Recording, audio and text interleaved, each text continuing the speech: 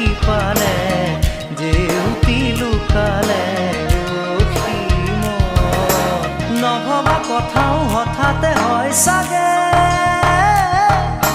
পায়ো হেৰুৱালো বুজি পোৱাৰ আগতে